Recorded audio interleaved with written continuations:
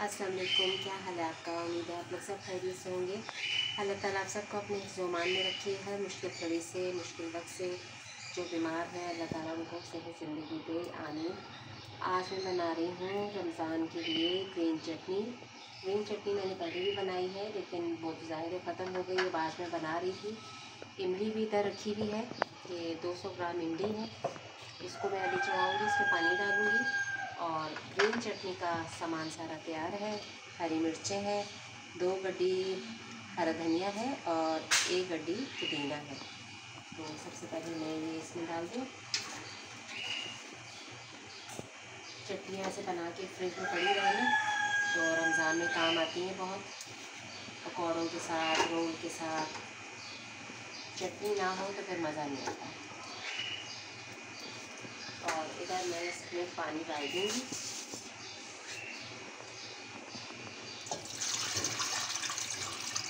पानी मैंने इसमें डाल दिया है और ज़रा इसको हाथ से अच्छी तरह मैं मैश कर लूँगी। अच्छा, चटनी में और क्या क्या जाएगा? चटनी में जाएंगे ये लहसुन, प्याज है, सफ़ेद ज़ीरा है, अनारदाना है और बस और कुछ नहीं है। मैंने कहा कुछ छुप तो नहीं गया, कहीं मैं कुछ भूल रही हूँ। तो ये सारी चीज़ें डालने से ना इसका टेस्ट बहुत अच्छा हो जाता है। हरी मिर्चें थी इसमें और अनारदाना वैसे भी बहुत फ़ायदेमंद होता है, तो ये आप लोग इस्तेमाल में रखा करें। और इसमें जाएगा सिरका, क्योंकि हमने ज़रा काफ़ी दिन चलानी होती है चटनी रमज़ान में, कुछ दिन चल जाए तो सिरके में ये बनेगी। और इधर इसको मैं ज़रा मैश कर लूँ हाथ से। इसको हाथ से मैश करना पड़ता है और हाथ मेरे साफ़ है। यहाँ पे ये ना समझिएगा कि भाई गंदे हाथ लगा दिए। किचन में जब भी काम करते हैं तो हाथ साफ़ करके ही काम शुरू किया जाता है। इमली ये सख्त होती है ना, ज़रा इसको आप ऐसे खोल लें तो इसको फिर मैं पकने के लिए रख दूँगी। गाढ़ी हो जाएगी, फिर इसमें क्या क्या जाएगा वो मैं आपको दिखाती रहूँगी।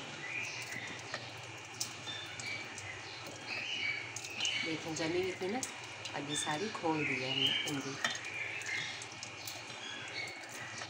बस अब इसको मैं पकने के लिए रख दूँगी। हाथ धो लेते हैं और चूल्हा जला देते हैं इधर।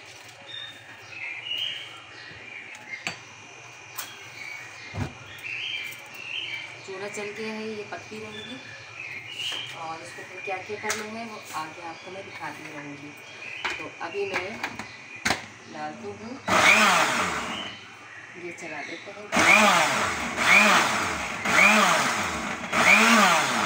आहिस्ता आहिस्ता ये बनती रहेगी। ज़रा मैं इसको पीस लूँ फिर आपको दिखाती हूँ।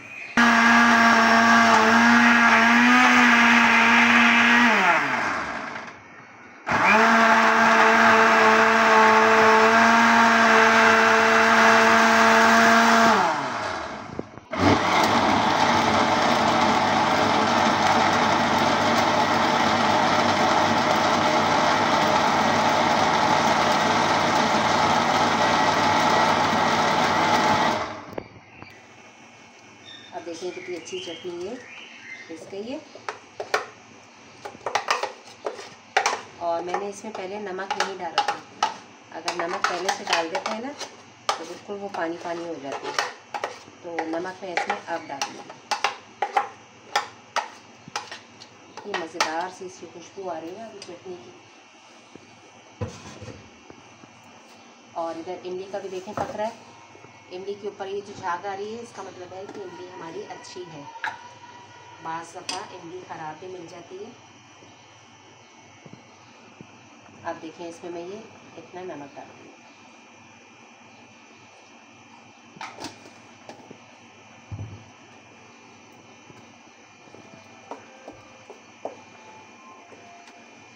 नमक आप डाल के चेक कर लें। अभी तो रोज़ा नहीं है ना, अभी तो आप चख सकते हैं, तो ये आपको बाद में ये रेसिपी मिलेगी। मज़ेदार हो गई चटनी हमारी तैयार। और ये बॉटल लेकर आई थी मैं चटनी के लिए, इसमें मैं डालूँगी। अब ये मैं चटनी ना सारी इसमें बॉटल में डालूँगी। इससे आसान रहेगा ना, प्लेट में निकालें और आराम से खाएं। पैन बंद करना मैं भूल गई, पैन की आपको बीच में आवाज़ आएगी, उसके लिए माजरत। इस तरह बना के आप फ्रिज में रख दें और सारा रमज़ान एंजॉय करें चटनी से। अब इस चटनी में देखें अच्छी तरह उबाल आ गया है ना। अब इस चटनी में क्या क्या मसाले जाएंगे, यह है चाट मसाला, कुटी हुई मिर्च, काला नमक, पिसा हुआ ये ज़ीरा है और गुड़ है। अगर गुड़ ना हो तो आप चीनी भी डाल सकते हैं। बस ये गुड़ अच्छी तरह हमारा मेल्ट हो जाएगा और ठंडी हो जाएगी तो ये गाढ़ी भी हो जाएगी और इसको फिर मैं छान लूँगी। छलनी से इसको छान लेंगे, जो भी इसके ये बीज हैं सब निकल जाएंगे और हमारी चटनी तैयार हो जाएगी। उसको हम दोबारा से अच्छी तरह पका के और चटनी को तैयार कर लेंगे। तो है ना मज़ेदार सी, देखिए कितनी अच्छी माशाल्लाह पूरी बॉटल भर गई है। सारा रमज़ान खाएं, एंजॉय करें रमज़ान को। रमज़ान के लिए पहले से तैयारियां करके रखें तो अच्छी बात है। तो ये वीडियो आपको ज़रा देर से मिलेगी, रमज़ान तो कल से शुरू है। और चटनी की रेसिपी तो आपने पहले भी देखी हुई है, ऐसा कोई मसला नहीं है, हर घर में बनती है और सबको ही पता है चटनी कैसे बनती है। तो बस मैं बना रही थी तो मैंने कहा चलिए ब्लॉग बना लेते हैं, आप लोगों के साथ भी शेयर करते हैं। तो अभी बस ये गुड़ पकेगा अच्छी तरह, फिर मैं आपको दिखाऊंगी। अब देखिए चटनी हमारी ये पक चुकी है, बिस्मिल्लाह करके उठाएं और इसमें इसको निकाल देंगे सारा। ये दूंगा ना छोटा पड़ जाए।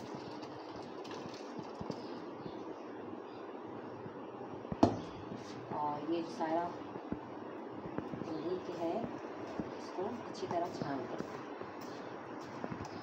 मज़ेदार से हमारी ये खट्टी मीठी भिंडी की चटनी तैयार हो गई। इसे आप दही बड़ों के साथ खाएं, छोलों के ऊपर डाल के खाएं। चीज़ बनी भी रखी हो ना तो फिर खाई भी जाती है, इसलिए पहले से तैयारी करके बना के रखें फ्रिज में, आगे आपको आसानी हो जाए। अभी मैं इसको दोबारा फिर एक दफ़ा पानी डाल के ना छान लूँगी, क्योंकि दूंगा छोटा लग रहा है मुझे।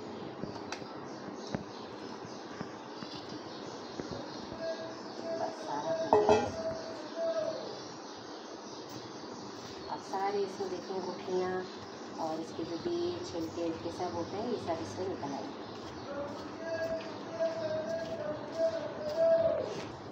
अब ये दोबारा चटनी में इसमें डाल रही हूँ और इसको हमने अभी दोबारा पकाना है।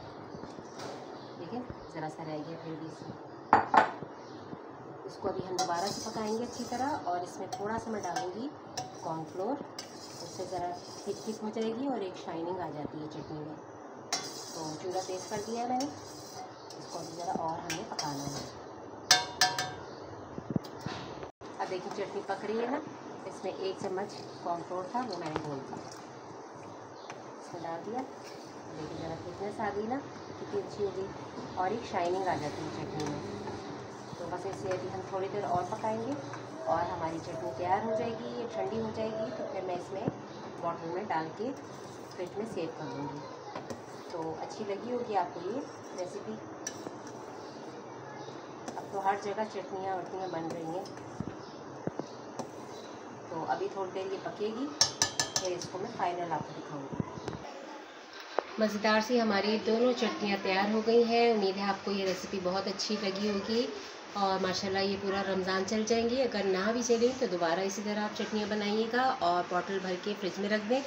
पकौड़ों के साथ खाएं, मुख्तलिफ़ चीज़ों के साथ खाएं, इंशाल्लाह ज़रूर आपको मज़ा आएगा। लाइक और सब्सक्राइब कीजिएगा, बेल आइकन के बटन को प्रेस कीजिएगा। मुझे दुआ में याद रखिएगा। इजाज़त दीजिए, अल्लाह हाफ़िज़।